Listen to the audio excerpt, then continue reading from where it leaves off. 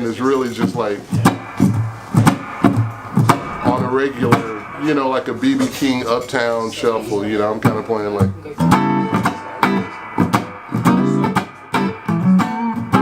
And I always put that little answer kind of call and response kind of thing, even in the rhythm.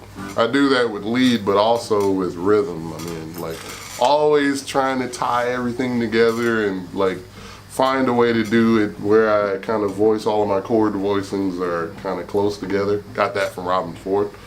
You know, so you'll take like a 13th chord, like, and then for your 4 it'll just be the 9. But I try and do that, you know, wherever, you know.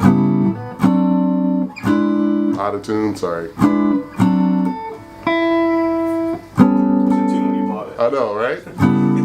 So, you know, like this.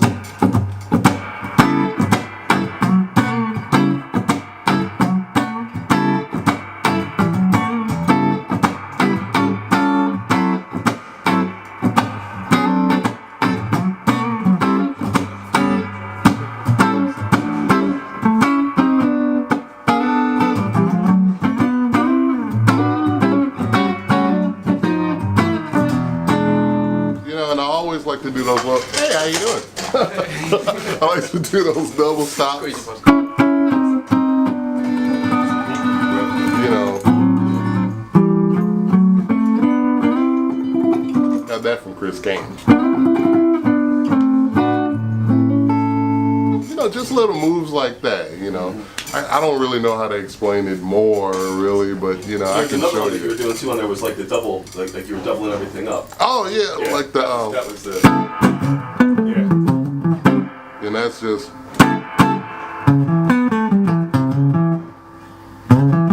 what is it?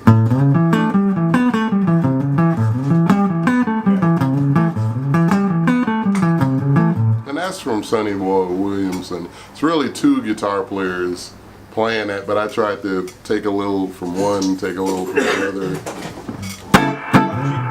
how did you get all that together? Did you sit there on the records and you thought, okay, this guy's doing this, and you worked on that, then that guy's doing that, and then you just started fusing them both together? Well, they're sort of stock riffs, you know, chords and that kind of thing. So I was like, you know, you go like this behind the harmonica kind of.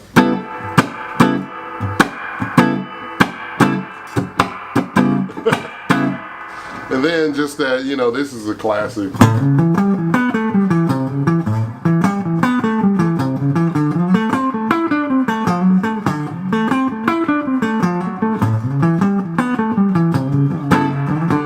So you're playing like, I guess, half of it, or you're not really playing the first part of the. Because when you play it, it's almost like you're a piano player doing the comps. Yeah, yeah. That was very, very. Yeah, I think it's just like splitting, just giving the feel of both parts, you know, like.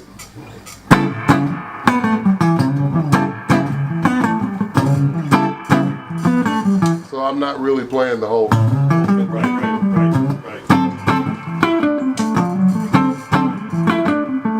But the other thing too is that's kind of a busy part, so you have to kind of like relax, you know, to make it feel good. I mean, you can't really play,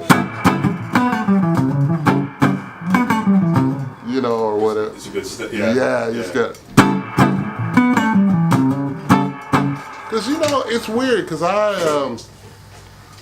was doing a gig, and you know I was playing like a lot of B.B. King tunes, you know, and it was weird because like.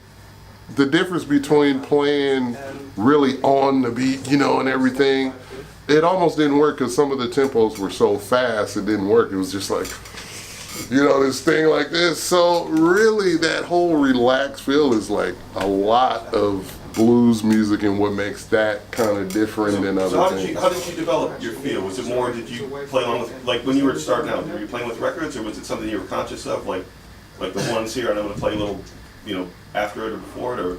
Well, you know, it's weird and it's so, I don't know, it's so kind of simple in a way, but just, you know, like how we listen to Stevie Ray Vaughan and all those records and everything and try and get as close to those records as we can, you know, like playing, you know, like it's like that same kind of thing with those records. And I mean, I grew up in church and the whole, playing with weird drummers that really can't hold a beat. And I'm trying to keep it together, so you're really conscious of where the time is. That's cold. Find a better drum. No, I mean, I think it's good to play with drummers with weird time because it kind of makes you really think about it in a, kind of a. I know this is weird, but I really think I love the whole process of all this stuff. I'm glad that I came up with drummers that didn't have great time, and I had to really be conscious about it. And also, my era playing with like beat machines and the whole DJ thing and all that. I grew up playing that too, so I got to really kind of play with a lot of drum machines and stuff to really, focus on time. So it's just sort of like, I would say just copy the stuff that you really like. Not you, but in general. Yeah, I was curious about your process, your learning process, and how you got all Some stuff I did sit down and figure out. A lot of stuff I didn't, but some stuff I did. Like Stevie Ray Vaughan records and stuff like that. I really sat down with those records, and I don't play too much like Stevie Ray Vaughan anymore. But just even having that and being able to execute those. They were very ideas, important records. They changed everything. Yeah. Hey, how you doing? Hello. How you doing? Sorry to interrupt. No, it's not interrupting. I'm just hanging out. Yeah, so I was really, actually, I have to say too, it's really fun, to like shed to those records. It's more musical to me than sometimes, shall I say, lessons or anything. I know lessons are important, and I, like lessons and everything, but sometimes it's just fun to not really take it too serious and just sit down with your favorite records and try and pick things from them, And then you start to get all of this knowledge and all of this stuff in your head, even if you don't play it exactly like, are those guitars moving? Yeah. I just noticed that. Just making sure. I'm not going, yeah. But like, it's fun. And I think that's an important thing about all of this. If you like Led Zeppelin records, learn them, because Jimmy Page has a lot to say, musically and, anything else. So these records, like the Sonny Boy records and Little Walter and stuff like that, there's like little hip guitar parts. I mean, like, you think about like that.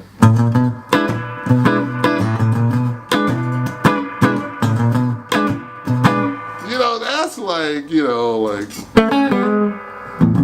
what is it in B?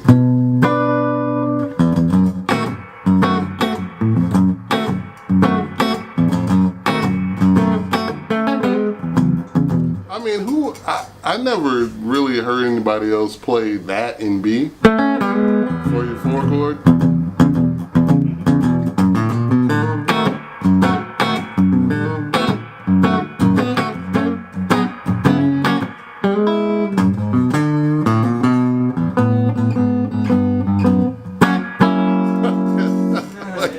Weird, and just little fun stuff like that, So I just think the more different choices, options you have. I mean, something off the subject is something I learned from James Taylor, like.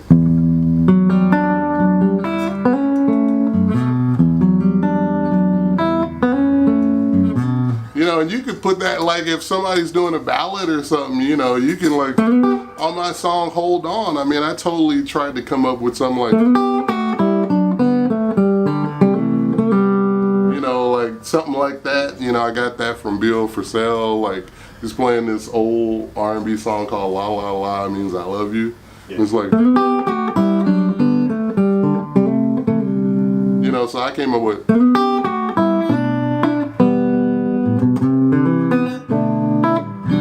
sort of a cross between both of those parts, and that's how it starts. I mean, just all different kinds of things. But the blues, I mean, there's so many of those parts. I mean, if you just play instead of playing, I mean, if you play like a harmonica,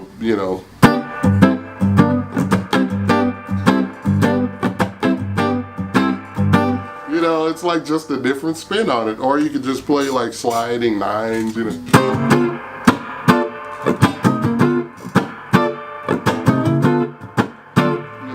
like that, or like, I don't remember what else I know. No, You're talking about Count Basie big band records on that. Oh, yeah. How you the hits on those had a huge effect on you, and how you.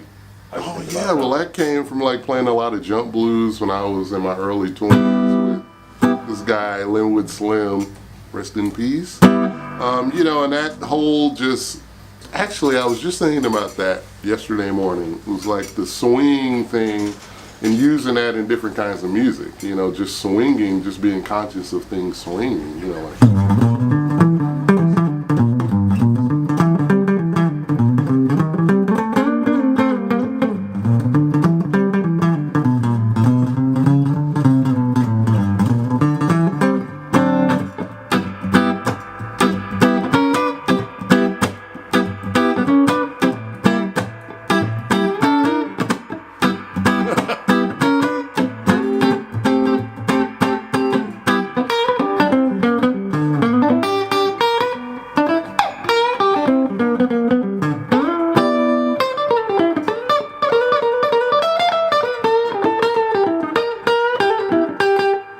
Something like that, you know, just that thing and putting it in other kinds of music, you know, like.